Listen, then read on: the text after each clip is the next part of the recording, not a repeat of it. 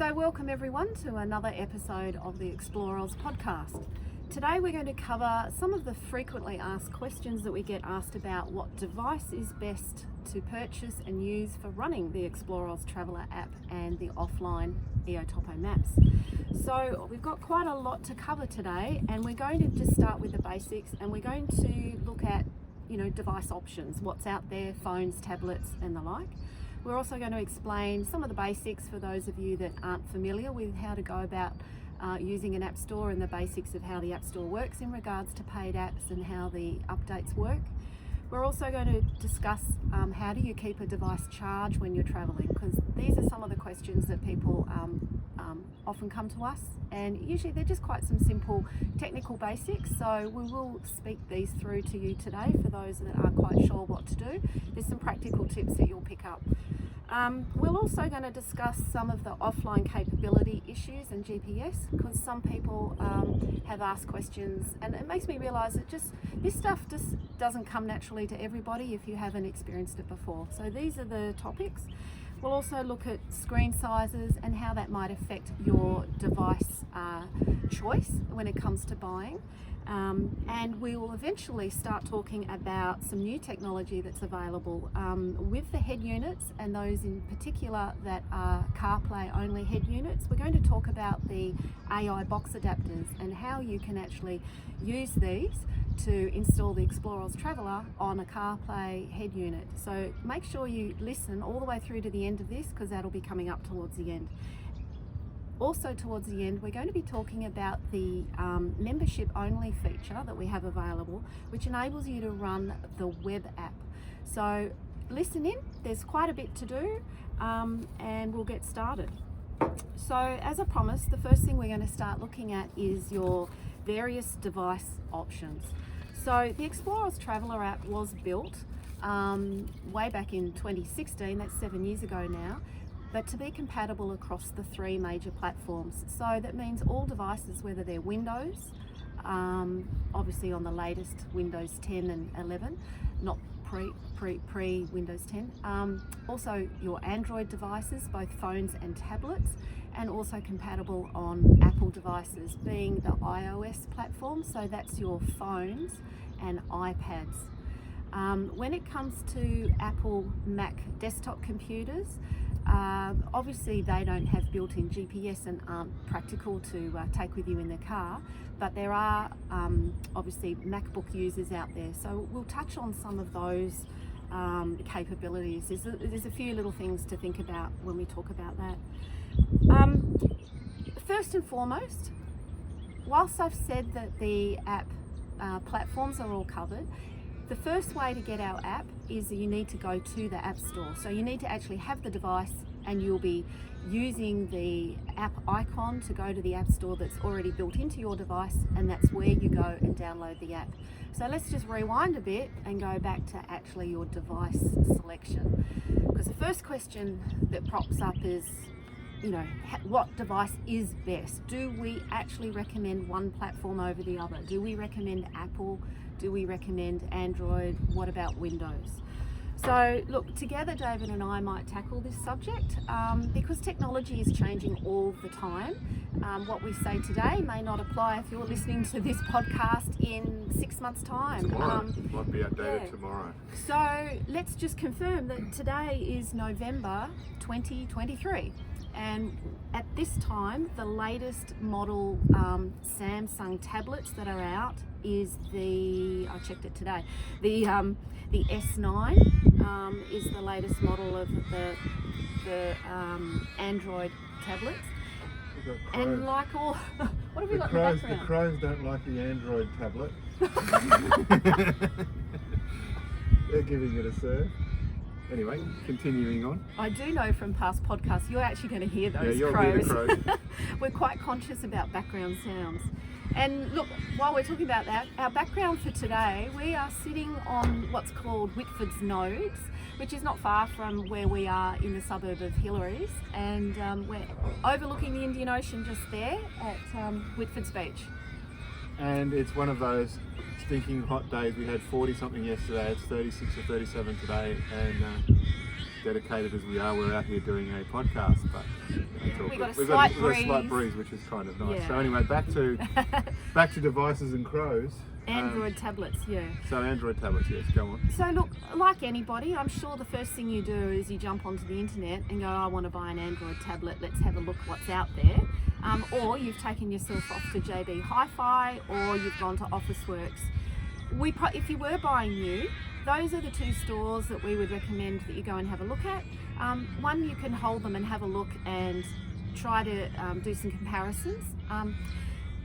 And one of the first things you'll see is there are a lot of different price points for what looks like the same model. And so I just had a quick look today on the internet and had a look. I went straight to the Samsung website, and I do recommend going to the manufacturer's website first to get a good rundown on each of the different models. So the different price points in your different models is for a very good reason. So start by looking at what do you get with the premium high-end model, and then work your way backwards, and you need to make a decision of what's right for you. Before we go on too far with that, there's one thing to note, and we all have these latest phones and all of that sort of stuff, and the phone technology is moving very fast, but the tablets don't move as fast. The technology is a little bit slower in adopting the latest and greatest specs and CPU performances and everything else, because at the end of the day, a lot of tablets have been created for much more the social media, watching Netflix and YouTube and things like that on a larger screen platform. So you've got to be a bit conscious that a device that might be really good, wow, hello crows, he's just there on the tree giving me a serve. So whilst the It's a raven, that one, actually. Oh, is it? Oh, yeah. The difference All right, between a let's not raven go and a into crow. birds. No, someone might be interested. Anyway, the raven with his little fluffy neck. Thing. Yeah, Okay. that's what we have here in Perth. Now I forgot what I was talking about. Oh, so the technology within the tablet platforms now, you can, as Michelle said, she did a search today for Android tablet. The first screen came up with an S9 Ultra for $1,500 or $2,000 or something, and then the next line item was a Lenovo. They were both 10-inch sort of screen sizes. They both read nicely. The Lenovo was $130 odd, I think you said. So how do you compare the difference? product? To be honest with you, between those two devices, there could not possibly be a comparison. All you can, because of the price point. The price point is going to be dictated on your CPU, so the CPU internally, the graphics processing capability internally, the amount of ROM it has, the amount of RAM it has, and the screen size. So, the $2,000 device, it'll certainly run the app reasonably, exceptionally well. The $130 device, I personally, I wouldn't even look at it. It's gonna be CPU limited. It might work today, and then it doesn't get Android updates, or it does get some Android updates, and then these things start to get slower. The tablet market, the tablet market is complicated.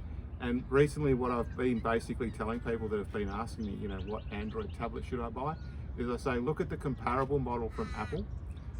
So if you want so go and grab the iPad at 10 inches and get the latest spec of one of those, and that's going to cost you, in the vicinity of $500, $600, $700, $800. They're the price point comparisons. These machines are all made in such similar specifications between these manufacturers, so their price points have become very much aligned. So certainly in the Samsung and the Apple market, if you're looking at an $800 iPad, you should be looking at an $800 or more Android tablet. That's just the first key point. So take out the decision point about those two particular platforms, and just look at it at dollar value, and that's where you're going to go. So are you an Apple person or an Android person, and that's entirely up to you, and the app works equally well on both, and also Windows, or not as well on Windows. We'll discuss that in a bit more detail coming up. Now, look, I know that going back about 2 years ago, there was a lot of discussion about people pushing us to try and quote a recommended specification. And look, technology changes far too fast, and there's far too many makes and models on the market to actually make that a comparable number.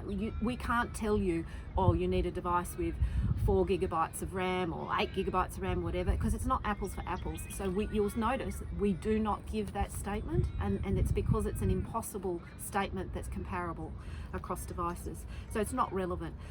The whole point, however, is that when you do start comparing these devices, you will see there's a budget range, the cheaper ones, buying brand new. There will be a lower end one, and there will be everything in between and a higher end range. You will get what you pay for. So one of the things to keep in mind is how to read between the lines of the marketing. So at the bottom end, the budget devices, that obviously we'd all like to get away with not spending too much, because we all do understand that a lot of these devices become almost superseded within 5 years. But you need to first of all put that in your head, that 5 years is the maximum. Yeah, okay. 3 to 5 is your maximum lifespan of the technology of what you buy today. And I know that's going to come as a shock to the hip pocket, all right? Particularly when you're presented with a $2,000 device and that's beyond your means. But understand that the more you spend, the longer you're going to get. Okay, so this is what we need to talk about. So let's start with the bottom, because I know that there's a lot of budget conscious people out there. So this is the first thing. Do you even consider the bottom of the line? And I'm talking buying new. Let's just not go down the path of refurbed online, because we do not recommend that at all for anybody for running a high-powered app that you're going to rely on for your special trip and in your remote and your offline. Just don't look at that option at the moment. So buying new, a budget device, is marketed as great for the whole family, streaming movies. Okay, let's read between the lines. An entertainment device is not a high-powered device. These streaming services actually don't use anywhere near the amount of resources as an active GPS mapping system, okay? So don't think that marketing means that it's a high-powered device. It's actually blurring the lines. With your high-powered devices, your top end, they're usually sold as business, gaming, that type of thing. The gaming part of it is more to do with its graphics and its performance, its screen display, how quickly it refreshes. And in terms of converting that to what you're going to use in the Traveller app for mapping, it means what happens when I move my finger fast and zoom in and zoom out. So look, good graphics is a factor to look at. Probably the biggest key, and David touched on it before, is the dollar point, the value in devices, has a big factor of that graphics, but it also combines on the graphics card, the way the hardware is built, is the CPU. So that's the processing power, the actual speed of the device.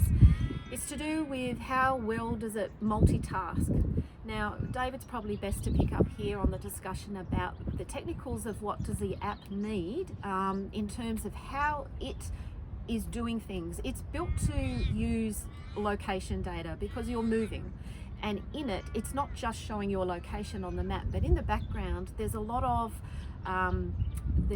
data. So your places, your treks, and information on the screen that is also using that location data. And it does a lot of smarts in the background. And I suppose we don't want to go too technical right now in this discussion about that. Wind's just blowing over everything here. Hang on. But it is a factor in why does the device need to have good grunt and power. Dave, do you want to comment on that? Yeah, you missed the one that is the most grunt using component of the app, and that's the map. The screen size. The screen size and the map resolution. So the trick with the phones, you know, and I'll just go back again, I'm making a bit of a differentiation between tablet devices and phone devices. One, because the screen is so much different in size, okay? So, you know, your 5 or 6 inch, 7 inch phone to your 9, 10, 11 or bigger tablet, the screen sizes are immensely different. Now, why is that important? Well, we're putting more map on a bigger device. We're putting more POIs on a bigger device. So the device itself, so to have this great resolution where you can see more detail and all of this stuff, that requires more processing power, more GPU, graphic processing unit, and more CPU, central processing unit, power to make the thing deliver. Just in some, you know, you look at some of the tiles, even in our vector mapping, the data itself, it's vectorized. Some of those vector tiles, certainly around the higher level zooms, once you get over 13 levels of 13 zoom level, in cities like in Perth or in Sydney, Melbourne, and those sorts of places where the majority of people live. And there's heaps of roads, there's heaps of stuff, there's heaps of parks, there's heaps of all the things that we've mapped on the map. So there's heaps of them. Some of those tiles are up to a megabyte in size to render a piece of the screen. Now, on some of those tablets, we might be rendering up to 10 or 15 of those tiles, either on the screen or in memory, because it keeps a perimeter around those, around what's on the screen, already loaded into the system, so that if you pan around or you move, it'll already have preloaded and pre-cached those tiles. So fitting more of those things onto the screen requires more processing power.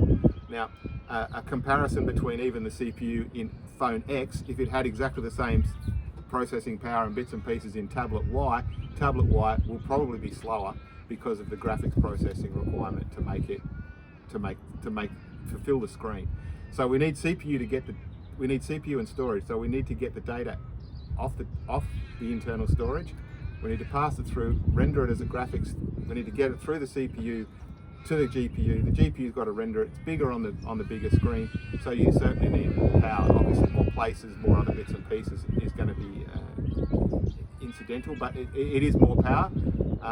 But yeah, the core of it comes to screen resolution. So you'll also notice, if you astutely use the app a lot, if you boot up the app in the city and you boot up the app in the region will be significantly faster when you're out in a less dense mapped part of Australia. So out on a road, our Great Central Road, you're in the middle of it, there's absolutely nothing around you except a couple of roads. That vector tile data might be in the kilobytes of size, it might be 5 kilobytes, I'm only making an assertion, versus, and we might load out 15 or 20 tiles at 5 kilobytes each, so what we've loaded about 50k, 100k of data.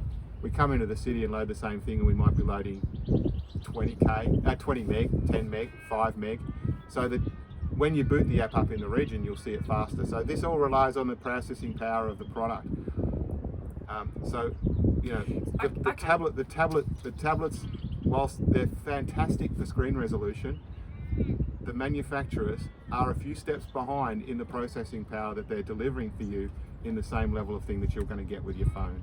So hence the price point, hence you need to, if you want to use the product nicely, take the bigger leap and get the more powerful machine. So look, having heard all those technical reasons, the real takeaway though is you get what you pay for. So you don't really have to worry about any specs and understanding all the details of what David's just said. The takeaway is the higher cost is covering all those technicalities, and it's there for a reason.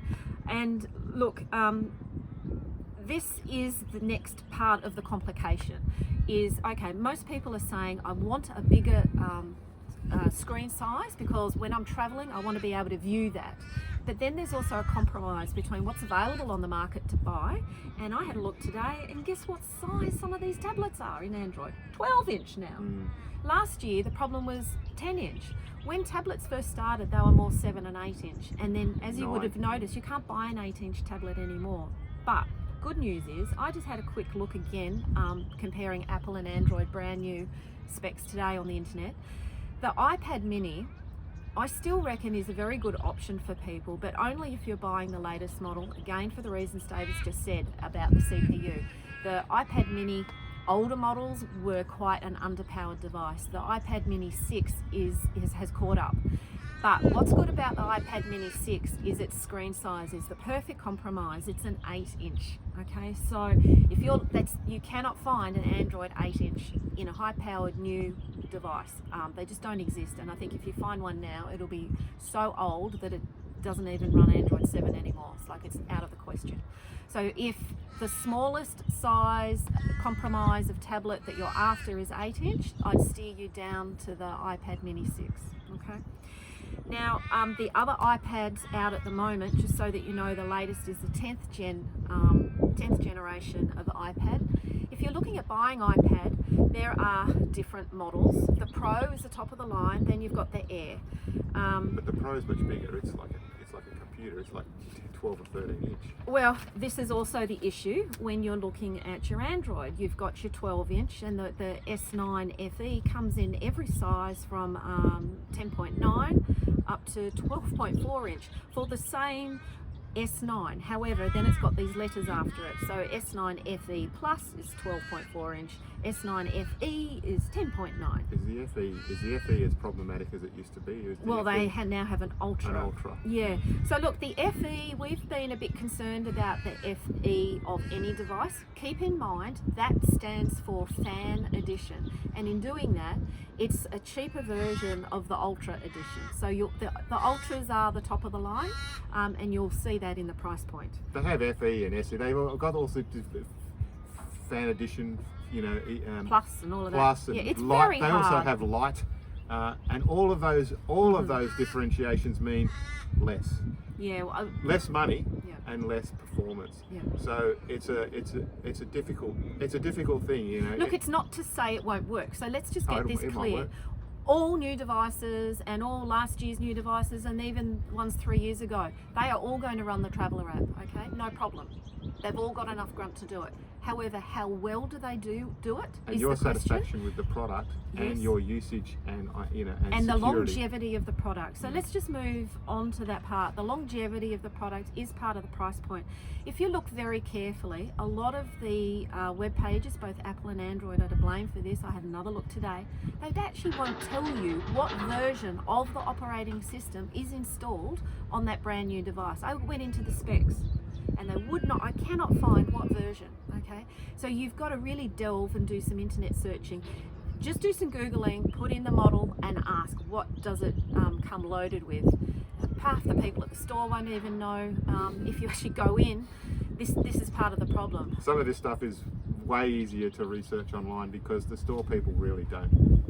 Whilst they really try, Yeah. The they stock will is have, changing every but few they will months. have a reasonable understanding of the products that they have, not anything else. And also for the mainstream buyer, keep in mind using devices offline with GPS technology is not mainstream. What we're talking about with your requirements for when you're traveling and you're out of mobile service and you're wanting to get location data, it doesn't come from the Wi-Fi and it doesn't come from your mobile data. This seems to be unfathomable to a lot of storekeepers selling devices. They just don't get it. They don't get it. And I have spoken to customers a little bit disheartened that have bought an iPad Wi-Fi only and been told that yes, it works offline and it has location data. I want to just touch on that. We didn't actually talk much about the Apple platforms as a purchasing decision because we did a fair bit on that Android. Should we just talk about those Apple decision points? Is this a cut point in our recording? No, because we missed the Apple stuff. So I think Okay. just to go back, because we did talk a Wanna bit keep about our the flow S9s consistent, and sure. the tablets and the Androids and the bits and pieces, and we talked about the pricing of some of the bits and pieces of the Apple and that the Apple products exist, but we didn't actually go through the various options with the Apples. Now, as Michelle said, and quite rightly, the Apple Wi-Fi only units, they do not physically contain a GPS chip In the hardware. So don't be confused. Don't be fooled by some store assistant that knows better. There is no GPS unit in an Apple Wi-Fi device. It just does not exist. There also isn't GPSs in MacBooks. But it doesn't mean you can't use It doesn't mean you can't use the app on a There's Wi-Fi solution. version, and it's possibly a better solution depending on your usage requirements. Yeah. If you want to have the GPS built in to the Apple device, buy a phone because they all have it. All the phone models, every phone model, every iPhone has a built-in GPS, but every iPad doesn't. The ones that do are the ones that have the SIM card for mobile service connectivity. And they're sold as a Wi-Fi plus cellular iPad. Yeah, so they've got the cellular. You've got to have the cellular part Even for though- it to have the GPS Yeah, in. and look, this is a stupid, confusing, vague terminology that Apple have adopted because you're not getting the GPS from the cellular. So what's happened is it's a marketing decision that they've made in how they build the device. They've said we're going to have two price points with Wi-Fi, with iPad. The iPad that has the cellular capability will be the one that costs more. It's also going to be the one that we're going to put the more expensive GPS chip into. Yeah, all of about $2 at manufacturing time. Yeah, okay. So you won't actually have to put a SIM card into the cellular iPad to be able to use GPS. That's right. So that's a really important point that I know trips up some people. You don't have to have the SIM installed. The GPS chip and the cellular functionality are integrated into the hardware. Yeah. So the whole idea is you just need the hardware that comes in that particular option. Now, the other choice with the Wi-Fi units is to get a Bluetooth GPS. You could do this with Android tablets as well. And you can do it with Windows. You're not limited to what device you can use the external GPS receiver. We've got direct experience with Garmin Glow. We have one that we've travelled with, Garmin Glow 2. We've had it for a few years now. It's been very reliable, works quite well. There are some others on the market. They're all reasonable. We've got people that we know of that are using a whole myriad of different Bluetooth GPS units. Can I just explain a little bit? Because I talk to a lot of people on the phone that get confused about how does the external GPS work and whether it's a pro or a con in the buying decision of the tablet. So first up, I will just say last year we bought a brand new iPad and we chose the bottom of the line iPad at the time in terms of lowest amount of storage, and it was Wi-Fi only. But that was because what we really like about the ability to use a Bluetooth external GPS receiver is that it's just a very small thing that you put on the dash. Now, to get GPS, you need line of sight. So when you're offline, you need to be able to get line of sight. So the thing is, you put this external GPS receiver on your dash at the front of the windscreen inside the car. The rest of the time you can have your very expensive iPad either folded up under the seat, in the door pocket, on your lap, mounted on a bracket. It does not need line of sight because the GPS using Bluetooth that's disconnected is all that's needed. It's the thing that's getting line of sight, and using the Bluetooth connectivity, it is talking to the iPad to transmit that data. Now, we have tested that, as have thousands of app users, and it's mainstream knowledge in any navigation product out there that this technology works very, very well. So don't see this as a limitation. No, it's a bit of a plus actually. I will actually say a bit of a plus. Yeah, well, there's a cost point. If you actually compare the cost of an iPad cellular of the same storage compared to the iPad Wi-Fi without the GPS built in, you're actually going to save yourself a little bit because it costs about $140 to buy an external Garmin Glow 2 GPS receiver compared to about $300 difference. $250 to $300 more for the same Apple unit. For the same Apple unit in terms of the rest of the But don't get us wrong either. It's fantastic to have a SIM card in it, have the thing online, and then it all syncs and it does everything whenever it's in service. So that's all great as well, but it's not necessary. It's not necessary. So if you're looking to save money on the iPad, that's the way to do it. Yeah. Okay. By the Wi-Fi and an external GPS. One of the other things, in terms of power management, one of the bigger things from using the external GPS is that you aren't using a GPS in your device. GPS is a bit power hungry because they're basically receiving data from satellites all over the place. They're doing a lot of mathematical computations.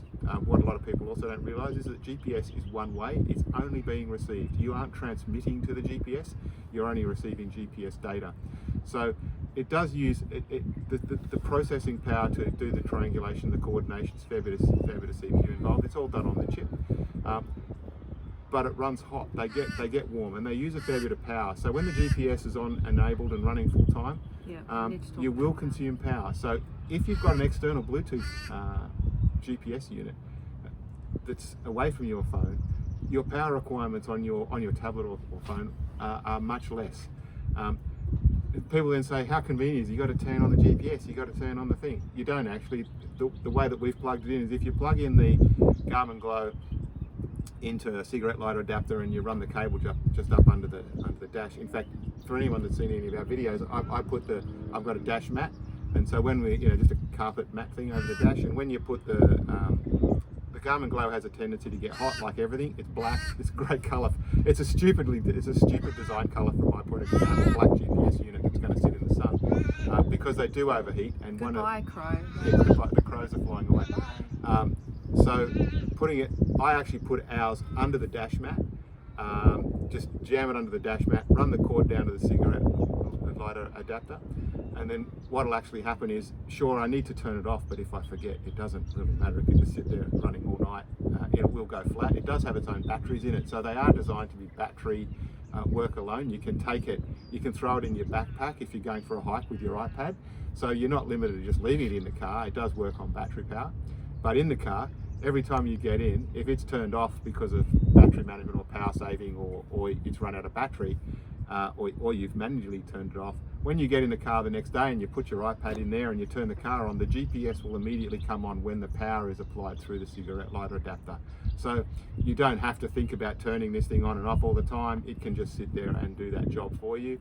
And you can share the Bluetooth connectivity with more than one device. We've had 3 or 4 devices using our Garmin Glow at the same time, and that all works very well. So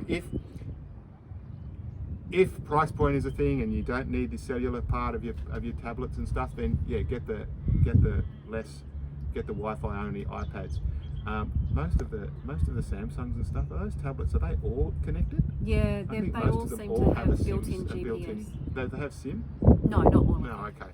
But they all have GPS. It seems that all the do, Android, we haven't actually found yet that we're aware of an Android tablet that doesn't have an internal GPS. No, these days they're But all again, built in. you can use the Bluetooth version and shut down the internal one and get that power management or battery management saving in place as well, and also that line of sight connectivity to the GPS. That's not to say that everyone should have one. We have 2 phones, and you should see what we travel with in the car. We have 2 tablets, we have 2 laptops, we've got a couple of iPads, we've got the phones, and they're all basically running the Traveller app at the same time. For anyone that's listening, if you actually want to see some video of this, jump onto the ExplorOz YouTube channel, or follow us on Instagram or Facebook. We do constantly share a lot of content about our setup. You can go back through and have a look at some of that now if you want to have a look. And you know, so we've got a lot of this stuff, and it all doesn't necessarily have to have the best line of sight. Now that we've got multiple satellite providers, so you know the GPS satellite system, there's 2.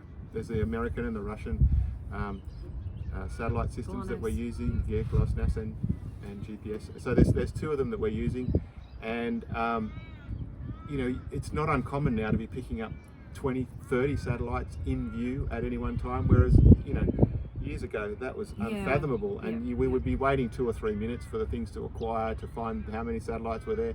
Now this stuff is so much better, and with AGPS as well, the assisted GPS stuff. I wanted to talk about AGPS. Yeah. And when we do talk about iPads, the Wi-Fi only iPads, one of the things, if you are going into a store, that is going to confuse you is they will tell you that it does work offline, and it's because of this feature that David just mentioned then called AGPS, assisted GPS. How it actually works, and this is my take on it, and I'm not going to explain it in technical terms like David might, and I may even make a mistake, so please correct me. But my understanding and the way I explain it to people is that in a Wi-Fi only device like the iPad, or that does not have the built-in GPS or an external GPS receiver, as you are traveling, and you'll see this in urban areas, it does seem to be giving you location. You're going, where's that getting it from? Okay, it is not getting it because you don't have your SIM card in. It's not getting it from mobile data. So you're thinking, and the storekeeper's thinking, it's giving you real GPS because you're offline. It's using fixed known GPS positions that are actually being transmitted.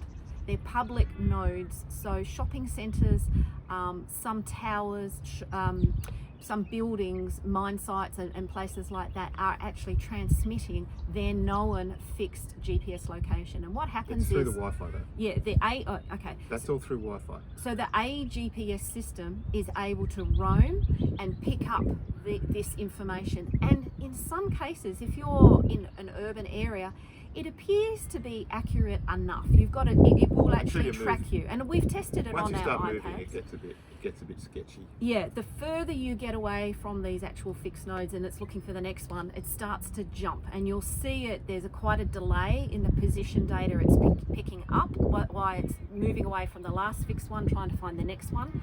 And so it'll jump randomly, and then eventually it'll start to stray off the road. So it's not reliable. There's a couple of technologies that are making that happen, and most of it, as Michelle was alluding, is Wi-Fi. You know, if you've got even in your house, you will be in a GPS hotspot. Unless you know how to disable it, and if you use anything to do with Google, you will probably be an AGPS hotspot at your house. So when you're watching AGPS signaling work and you're driving down the street, if you turn your GPS off and you drive down the street with AGPS on, what you'll see is that you'll actually jump between houses and buildings. So you're always a few hundred meters or 100 or 10, 15, 20 meters off the road, but you're jumping past buildings, and you're jumping past these buildings because the system's detected the Wi-Fi signaling is being broadcast, it's picking up. It's all still secure and private because it's not actually giving, these things aren't actually giving you your position away or your known location. No. It's basically a cross-reference table that says IP address of XYZ, and I'm not going to go into IP addresses, but IP address XYZ is connected to this Wi-Fi network, and we know this Wi-Fi network is at 10 Jones Street, some suburb. So as you drive past 10 Jones Street, some suburb, you will be picking up that signal, and the system will go and ask Google whose IP address is this, and it'll basically send back a position. So this happens really quickly, but as you're moving around, the assisted GPS functionality is using Wi-Fi, and I also believe it does use some level of cell tower triangulation, but it doesn't use a SIM to do it. It triangulates off the cell tower network. There's a few complexities. I'm trying to make it relatively techless. Okay. A techless explanation, and I hope I'm right. If there's an AGPS engineer out there that can give me a heads up that knows more about it, that's fine. If I'm totally wrong, let me know. But I'm pretty write sure a that's comment how it works. in the YouTube right now if there's any questions you've got about that part of the technology. I'd prefer that people start communicating in the comment section, because then we know where there's more information that needs to be explained or not. And the AGPS, the assisted GPS thing, is the thing that allows us to acquire our GPS position lightningly fast when we're in a reasonably tight, when we're in an urban populated area. Fast. Now that's the key. That the other thing is people don't understand when they're looking at the specs and buying a device.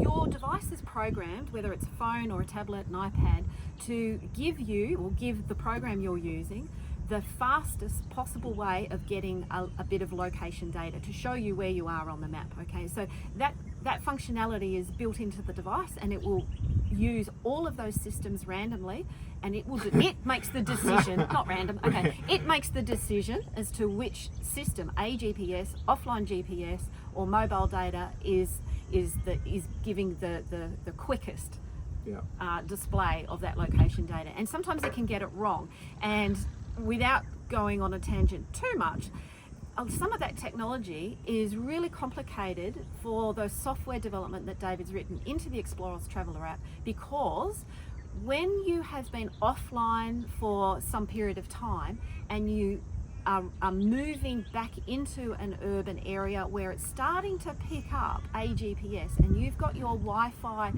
functions turned on, there's some funnies that can happen in the background. And many years ago we used to occasionally see some GPS glitches occur in people's tracking, and they were asking questions, why does this happen? So we've put a lot of effort, David has put a lot of development and research and testing into trying to make sure that when an offline device does come back into a town, or even passing through the town, that we don't have any random GPS drifts and jumps occurring. So it's pretty robust. We've seen it at night. You know, if you're camping just outside cellular service range, if you're traveling just outside cellular service and you have a cellular device, you know, sometimes we've seen it that at night time, when the atmospheric conditions are conducive for the signals to travel just that little bit further. You know, sometimes we get these jumps on the map where it moves from where you are to some town in some other place, And that can, and it's generally not that far. If it moves further than that, there's something else has gone wrong, and we've had that in the past, but those sorts of issues have all basically been ironed out now. But you do see things jumping around, so it is very complicated. In your device when you get it, do you say, should you turn off AGPS? Should you leave it on? Should you do this? Should you do... Realistically, the default settings, AGPS will be part of the mix. You don't have control over it these days. You do on some. You can go on some. Okay. Some of them allow you to just go, I only want to use the GPS. I don't want AGPS. On most of the Apple devices, you can make that setting. Okay. And so you can do it also on a lot of Android devices. So should you? No, just leave it all turned on. You want the highest performance pickup of where you currently are, so that when you boot up the device again, it can immediately work out where you are on AGPS. Again, if you're out in the bush, you'll see that it takes a little bit longer to acquire your position if you're in a completely remote, turned off, isolated area than if you aren't. Of course, the GPS will remember where it was when you turned it off. If you happen to have turned it off and travelled a couple of hundred Ks, it could take a fair bit of time for it to reacquire when you boot it back up. These are just this is just a technology thing. Yep. It doesn't need to be complicated. I'm not trying to make it complicated. Just leave the settings that you've got on your device. Yeah. But understand that if you're traveling with a Wi-Fi device, or even with what you think is a GPS device, and you are basically jumping maybe 100 or 200 meters as you drive down the streets of suburbia, your GPS is sort of following you, but it's like 100 meters behind you, and it's a little bit off the road, and it's jumping through people's houses. What you're seeing there is pure AGPS and no GPS. So that's what you'll get on a Wi-Fi iPad. And yeah, why does it work reasonably well? Because when you're sitting in your house, your little AGPS node knows that the IP address that you're broadcasting on your internet connectivity belongs at your address, and so it immediately can work out where you are because of your Wi-Fi connectivity. So that's just a quick introduction to that level of technology. Here's a bit of water for you. Yeah, I think it's time for us to have a bit of a drink. Water, and that'll It's shut just me up. checking how hot the temperature is. We're starting to feel the effects of it. Yeah, it's getting warmer. So I think we've covered off the Android devices and the Apple devices, and realistically, you make that decision point on your own. We go through both. We go a year or two here and with Apple, and we switch back to Android, then we go Apple, and we go.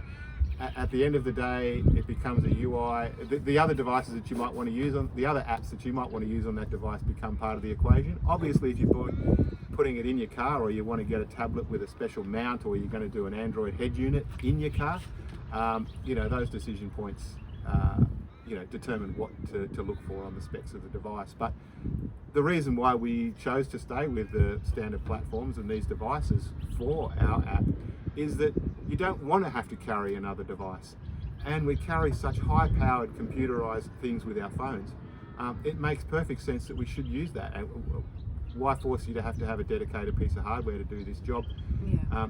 So make sure you buy a good machine, as much as you can comfortably justify at your bank balance. You'll get longevity out. You'll get much longevity out of the device if you spend a bit more, and you'll get a much better experience. One, using our app, but two, also using all the other apps and features of that device. We didn't talk much about the operating systems and how the life of them is about 3 years on manufacturer updates, and how important that is. Yeah. It's Manufacturers, becoming more commonly understood, but please. Google. Okay, so you've got to understand. Android was created by Google, and Android is an open operating system platform. Apple is completely written by Apple, and it sits within Apple's environment and life cycle, and they control and secure their environment and life cycle very tightly. Obviously, the Android market is open slather. Google is not Samsung. Google is not Lenovo. They do make Pixel, so that's their jump into this market. But at the end of the day, it's a load of disparate developers or hardware manufacturers that create these products, and they are life cycle limited. So, if you release a piece of hardware today and it can run, say, Android 13, you may be able to support it through Android 15 and 16, but there might just be something in Android 17 or 18 that knocks out its performance. All these manufacturers will life cycle their available operating system updates for a certain period of time, and as Michelle was alluding, 3 years is about the most we've seen so far. And the importance of that. Apple does have a tendency to go a little bit further, a lot further than a lot of the Android device manufacturers, and that's also because a lot of Android devices are on the least level spec, so they won't take those next operating systems moving forward. So buying those cheaper fan edition and the cheaper streaming machines Yes. and all of those Yes. devices then become the limiting factor. So the manufacturer limits their operating system updates to the least common denominator of that hardware platform. And so if they've got 7 or 8 machines in one year specific release, and it goes from kludgy piece of hardware to super duper piece of hardware, they will probably still life cycle the operating system across all of those devices based on the least powerful machine. So 3 years is about the life cycle of that. So realistically, where do you want to be when you buy today? Whatever the latest is where you want to be targeting your purchase decision. It's a bit different again if you're buying head units, because like tablets, they're a bit behind because it's not as common as buying a phone. So talking about head units, breaking it down in its most basic point, a lot of people don't understand. All the aftermarket head units are effectively an Android tablet, and they are all built in China, and there's lots of different brands out there. So this is exactly what David had just explained before. The manufacturer of the device is using the open source Android operating system to run the internal system of it, to run the software. So that's what you get when you buy a head unit. You're buying an Android tablet. And so in terms of the buying decision, and particularly putting your apps on it, you're effectively, there's no difference between the head unit and the tablet in how you obtain the ExplorOz Traveller app or any other app and download it. You're going to be just tapping on your Google Play Store and making your purchase and your download from within the head unit, using those apps, the Play Store app, to put it on. I was asked that question this morning. But as David said, the manufacturing device, now this is interesting. Some of these head units we've seen, and we've tested quite a lot. We've had some manufacturers send some to us for testing because they get mixed reviews from their customers, and they want to make sure that everything works. We've had a lot of interest from head unit distributors in Australia about the ExplorOz Traveller app. From what they're telling us, there's a huge amount of demand. And it's the app of choice, so they want to hear from us directly how well it works and where they can improve. One of the big things, first of all, that we can see between different ones is the screen resolution. You can't really change the resolution, so when you buy a device, have a look at the resolution specs. That is the difference between the manufacturers of head units. So I would, number one, use that as your point of comparison. No point getting this great 10-inch head unit when all it'll render is 800 by 600 pixels because it's terrible. What happens when the resolution is low on a big screen device? Surely we know about that now, don't we? I don't know, I don't think so. It's just in simple terms. Basically, it makes everything look bigger than it needs to be, which means you're actually not getting advantage of the big screen because it's not fitting as much detail into the big screen. Does that make sense? Yeah, well, in a short thing, trying to do it through a podcast where I can't actually kind of show you, so let's take a screen resolution of 800, 600. So that's basically saying that we've got 800 dots across and 600 dots down, and that's yep. Each one of those dots represents a little light. If we're thinking about it in easy terminology, each one of those dots represents a multicolored 16 million color light bulb, and so you can turn any one of those 800 across and 600 down, a lot of rows and a lot of columns, light bulbs on and off in any color you like to render the picture on the screen. If you've got 800, 600 in a 2-inch display and 800, 600 in a 100-inch television screen, you wouldn't even be able to look at 800, 600 on a big television screen because it would just be, the dot sizes would be too big. It would be stupid. You wouldn't see anything.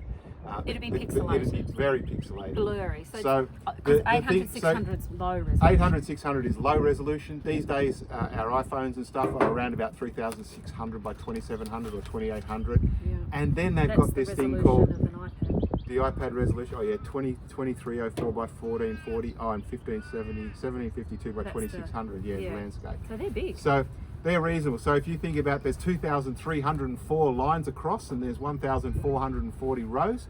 There's a lot of little lights to switch on and off, and that's why we need the graphics processing power to make all those things be able to turn on and off smoothly and stream nicely across, so that our experience and also our human eye, our eye pick up at 20 to 30 frames a second works so that the motion looks smooth and all that sort of fancy stuff that you get.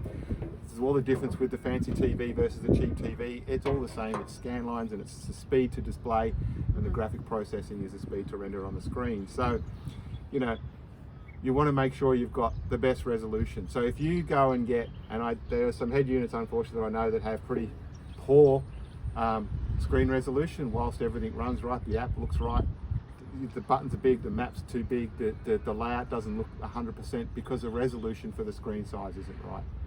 So again, get the best resolution that you can. Have a look at these things in real terms. The other way you can it's a bit hard to change the resolution on some of these devices. They don't let you change the resolution like we used to be able to. On the PC. Yeah, you used to just go and change the resolution, but there's no point looking at a 27-inch or a 24-inch computer screen and then setting the resolution to 800, 600 and getting a gauge of what it looks like. But if you do that, you will see exactly what I'm talking about. If you've got your PC at home, change the resolution from probably whatever you're looking at, HD. You might be looking at 4K, or you know, might even have a 4K screen. 4K screen is just another discussion about the resolution, the number of pixels, the number of dots across, the number of dots down. Yep. 4K means 4,000. Yeah,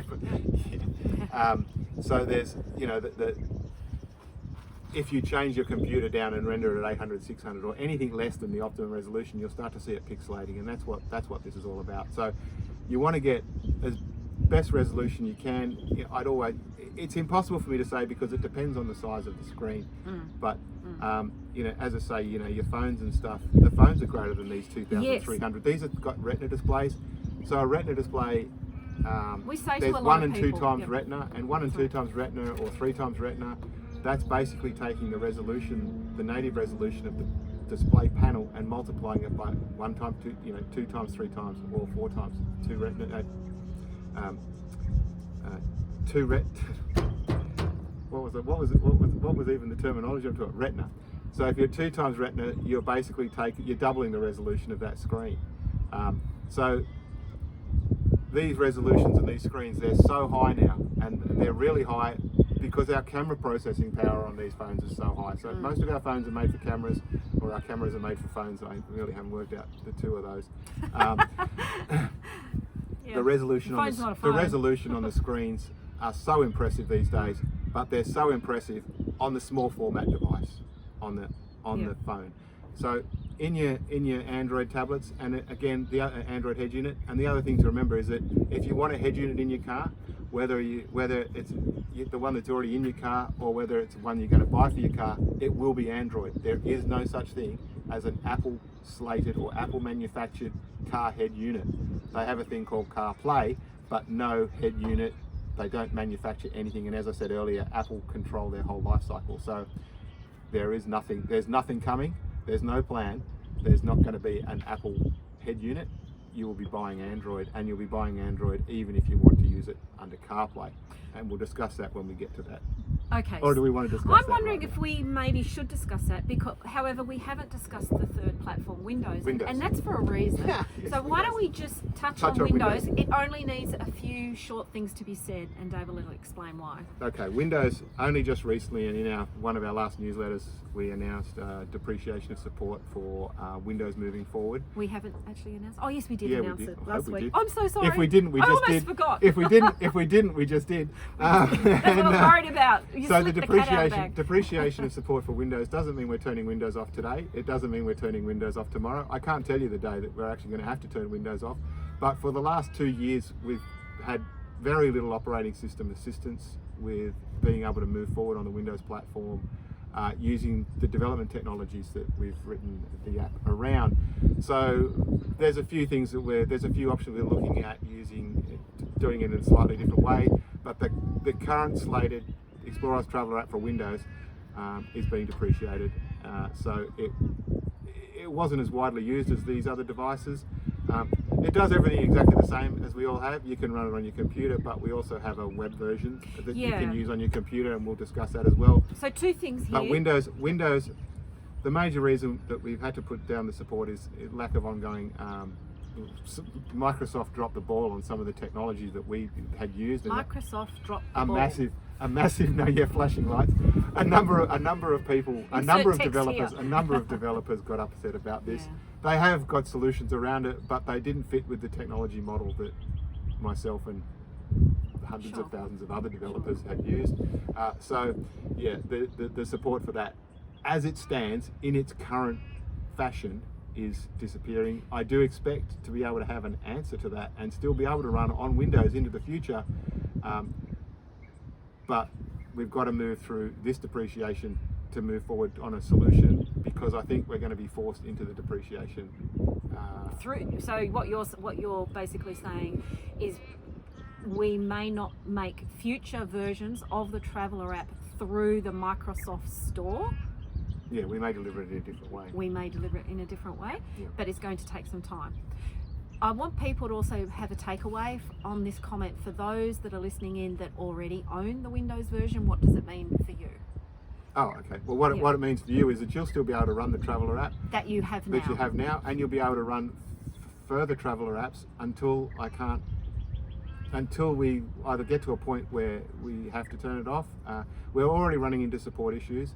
For those of you that have used the Windows version, one of the things that you'll see now is that the store links aren't there.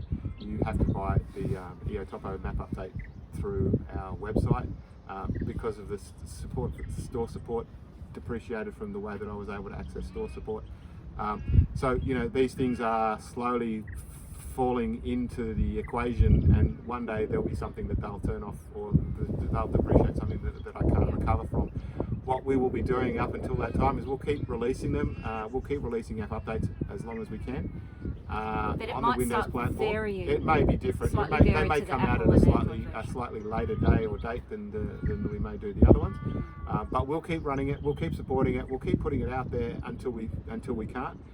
At that time, we would make a version that will stay in the store, and you'll have access to keep downloading that version in the store for as long as possible. So if you've got a license, you've purchased it, if we have to remove it from the store, it'll only be removed for new buyers. Yeah. That means existing buyers will still be able to get a new device and download it to that device, because it will support that version. And that keep version, running that version but not updating. Yeah, and whether the store. I have the potential to still allow you to do map updates within those versions. We just haven't formulated that part of the plan exactly yet, as to whether, if we cut out that version 9.6 or something for Windows, will you be able to run 23, 24, 25, 26 EOTopo map updates? That decision point, I haven't yet formulated how we're going to manage that. But don't be concerned if you're a Windows user, or even if you've just bought it. We're not going to leave you in the lurch. You'll be able to keep using the product for a number of years. The depreciation of support is really just to let you know that we're, in the platform and the technology we currently got, the way that it's currently developed and written, the Windows platform is becoming a bit problematic. So if you're listening into that and you haven't yet got the Traveller app and you're wondering what device to use, take that as a hint. Perhaps go towards Apple or Android, because that's easier for us to develop on, and that's where the technology is. All right, so I think the next thing for us to talk about is we need to talk about the head units, but I also would like us to touch on charging of the devices. Oh, okay, yeah. So reasonably quickly, or not reasonably quickly, depending on how we go with this. As I said earlier, we travel with a lot of these devices in our car all at once, and Michelle does get questions periodically from people about how do I keep my device charged, because that's using the GPS wipe out the battery, and the answer is yes, it does. But all of these devices, you would hope, and they do, have enough inbound power supply capability to run the machine with everything turned on. So there should not be a device that you can turn on more features than its power supply is capable of keeping up with. So from a manufacturing engineering point of view, we would build the machine so that the GPS was on full power, the screen was on full power, everything was on full power. The availability of bringing power into that device should be sufficient that you can keep it running. The difference is, have you put the right plug on the other end, the right device connecting you to the power source to deliver enough power to make that work. It's not that complicated, but there are some new technologies that have come out in recent years that have been adopted by most of the manufacturers. In the old days, USB was a 5-volt system and that's all it ever was. Now with DP, the different connectivity types, PD, DP, PD, with the PD connectivity, now each one of those same little micro USB ports, it's not just 5 volts, it delivers 5 volts, 9 volts, 12 volts, 18 volts, and I think 20 volts. And that's just so that we can power these high-powered devices through that little piece of thin cable. If you're an electronics engineering kind of person or you understand this dynamic, I wondered for ages how you get 80 or 90 watts for your MacBook charging through a USB-C connector, and understanding how tiny those little connectors are if it's all coming through at 5 volts. Well, it's not coming through at 5 volts, it's coming through at more. Not trying to get too technical. In our car, we travel with a single cigarette lighter plug-in device. It's got 7 USB ports on it. It's got 3.2 amp connectors. It's got Quick Charge 3 interface, which is an early version of the PD thing, is the QC 3.0, and then there's QC 3.1 and 3.2, and that's where that technology came from, but it's using this square style USB connector, not the little USB-C micro connector. As I say, we've got a thing in there with 7 of it. We smash it because we can have two iPads, 2 phones, all running at once. The camera, and also the Gum & Glow, and we charge cameras, and all those bits and pieces all at the same time. So it's not impossible. You've just got to get the right device, the right charger for your device type, and try to avoid the minimum device specifications, but have a look at the specifications for your device. If it's a PD, you want to get a PD input system, and you'll want 20, 30 or 40 watts on that, and you'll want to make sure the wattage that you're providing is the maximum that you should be providing for that device, or get the next size up. They will get the next size up charger, because they'll only take what they can take. They won't charge. They won't take more. If you've got a PD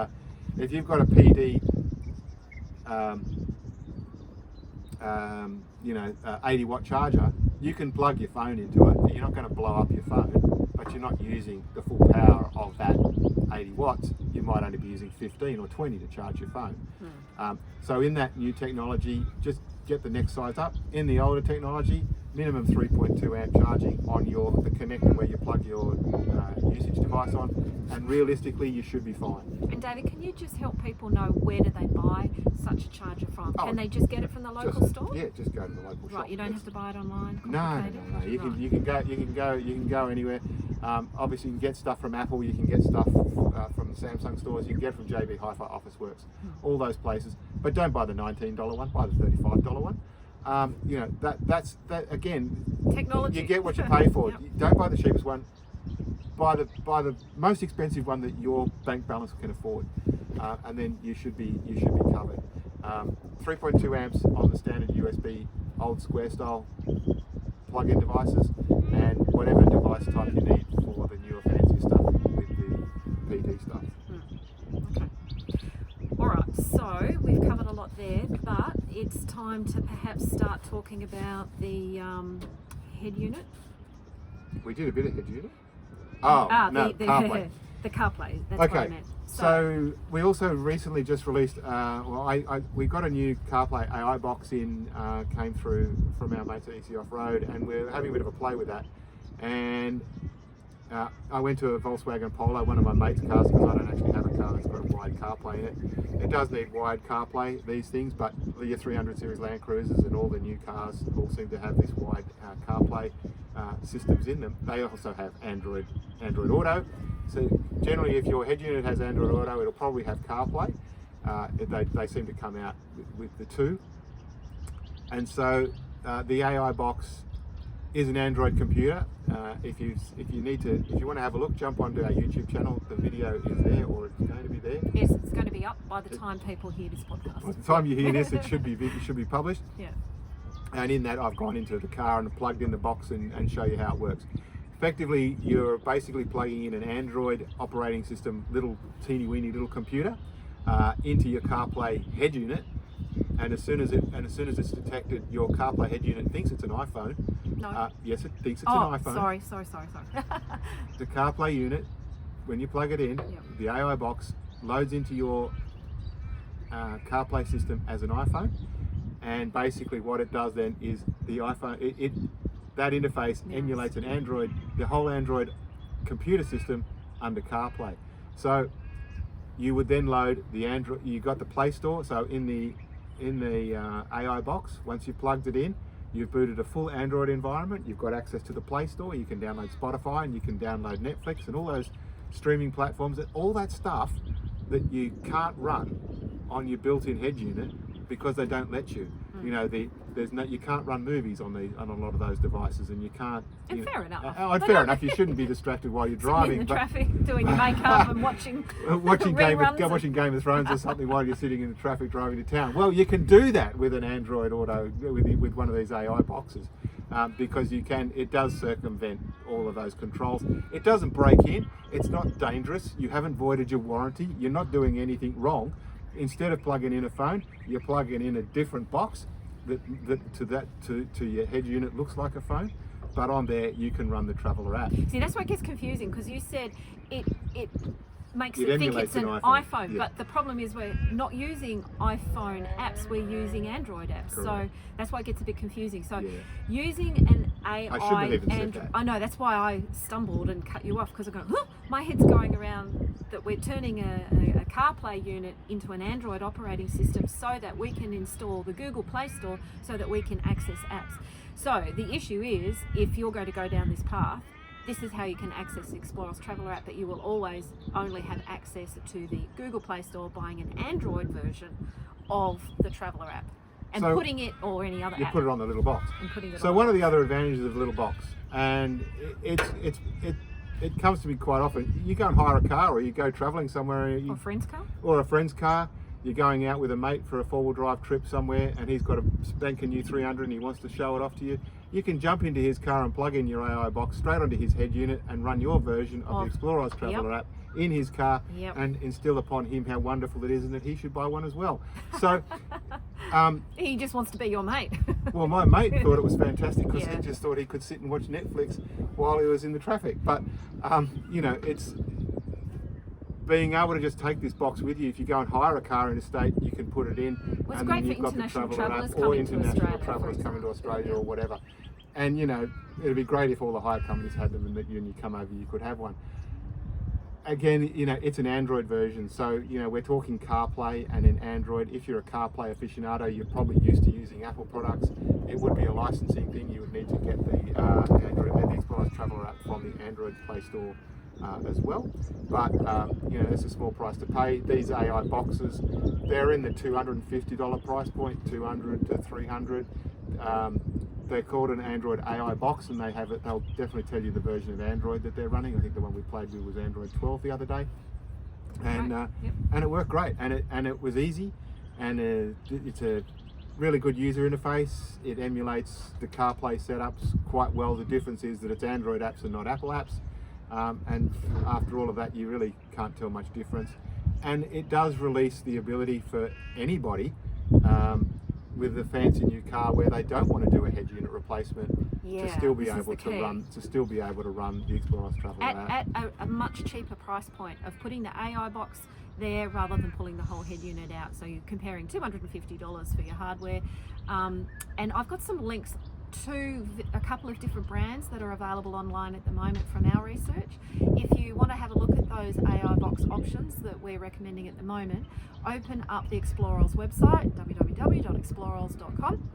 Click the box on the home page to go to Traveller. That's the Traveller webpage. It has everything about the Traveller app that you need to know. Scroll down, open the FAQ tab, and everything about head units and all the different options is listed there, including this discussion about the AI box option.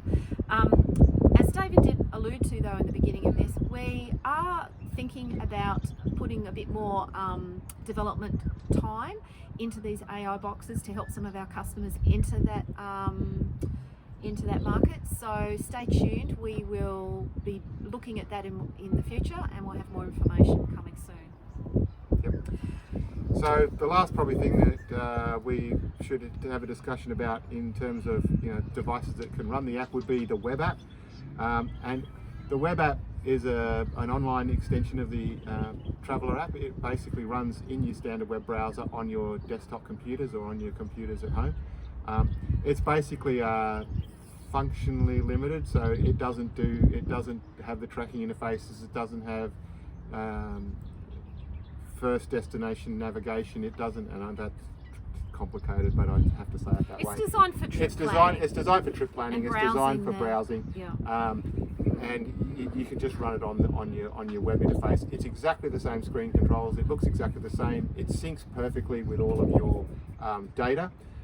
So you do your planning on the web app, and then you go to your car head unit, sync it, and all of a sudden all your planning data has travelled across your trip destinations, your track logs, your treks and all that stuff, and your places has all come with you.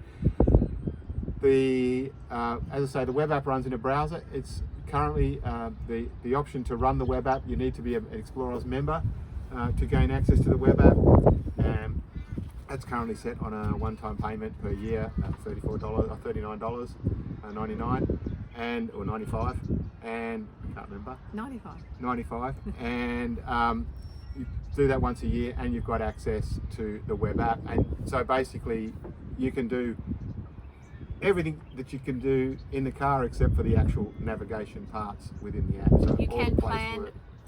treks Yeah. and save them, and therefore that means And when you also- go and pick up your phone or your head unit or your tablet, that the one you're actually going to take with you, the device you're taking with you, it'll bring all that plan across, and you just open it up and it's ready to use. So after it's been synced, you've then got it all available offline.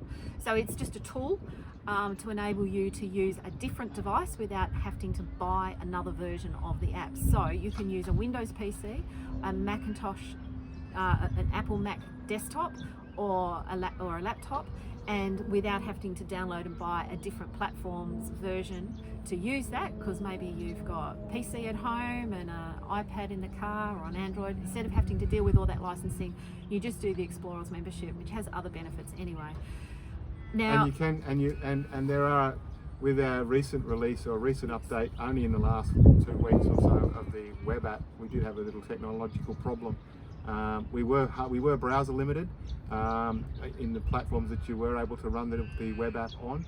That limitation has now been removed. It'll basically run on pretty much every devices with the latest browsers. so that means Safari, Chrome, Firefox, Edge, Opera, all the main ones. all the main ones. But But make sure it's the latest version. So I've had a couple of people think that they can run it because they've got the latest version, but then they've got an old version. I managed to make it work macOS. for Safari 16. Great. But when you upgrade from Safari 16 to Safari 17, you'll have to redo the install because it was different technology. But these things are all sent to try us. But it's all possible. But it's all possible. It all works, and so you do have access, to use the web app as well. So they're all the interfaces. We've got Android, we've got Apple or iPads, iOS. One of the other things we didn't touch on was macOS, the Mac operating system. A lot like now with Windows. Windows is now preaching that you can run a lot of Android apps on Windows. Apple, you can run your iPhone apps on macOS. So if you're a MacBook user, you can actually download your your App Store version for iOS and run the app on that platform. So you don't have to use the web app. If you don't want to, you can actually use the native app. Obviously, connecting a GPS to that is another challenge, and we haven't played with that much. We don't currently document that we support using macOS as a navigation platform, but for all intents and purposes, I believe it would work. The app will actually run, and it does work correctly on that device. I haven't tried transporting it and cooking up GPSs and stuff at this point, but I've heard of some people that do, and it does work. So that's another platform. But so we've gone the Apple, we've got the Android, we've got the Windows, we know about that, and we've got the web app. So they're kind of the UIs that we use. Someone comes up and says, "What do you recommend?" Any one of those, possibly not the Windows. We can use so the beauty of the web app is if you want to use your computer for planning, don't buy the Windows version. just use the web app version and then you use a different device. And we've just explained why a phone is really good. And so don't think you can't use your phone, because it's actually got the high resolution, it's got fast screen performance because of good CPU, and it fits in your back pocket, so it's very portable. It's easy to charge, GPS is already in it. A phone should not be discounted as, well, for me, it's my number one device, okay? Well, in our car with our head unit, so we've got the head unit, 10-inch head unit. It sits in the middle of the car, you know, where the head unit would sit. Michelle's got a phone bracket on her side. I've got a phone bracket on my side. We've also got the iPad sitting on the center console or on Michelle's lap when she's working on them. Yep. And we use them all at the same time, but specifically for me when I'm driving, I have one level of map detail on the head unit, which is usually a little bit more expanded out. And then on my phone, on my right hand side field of view, I can see really close detail, so I'm zoomed in a lot further. So the differing zoom levels give me the ability to see what's close and what's far. Yep. So, you know, I might be looking at 3 or 4 kilometers in advance on the main head unit. I might be looking at 500 meters in advance on the car unit. I can pretty much pick every corner and know where I'm going to have to turn and when I'm going to have to do stuff, because it's all pretty much well mapped out for me right in front of my face, and I've got it on the 2 devices. Yep. So there's nothing wrong with having it on those 2 devices while you're doing that. And the advantage of having the backup or having the thing on your phone is that when you get out of the car, you can't take the head unit with you. You don't want to carry an iPad with you when you go hiking up in the bush, but you will take your phone. And then, so you're taking your phone, and immediately you've got access to all of our walking trails and track information. That's all part of the EOTopo Map system. And we're publishing walking in different treks for walking, cycling, and those sorts of things as well. So the ability to just keep using the same thing, take it out of the car and go for your walk, and have access to all the latest mapping and tools while you're walking or doing all those other activities is of paramount. You know, it's easy and it's simple.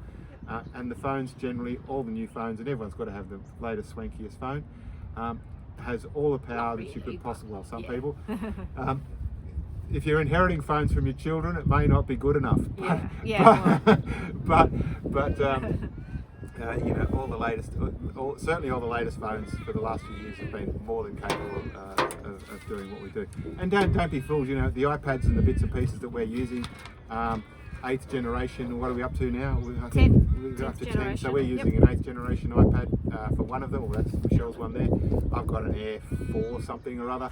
They're all moving ahead as well. They all work really well.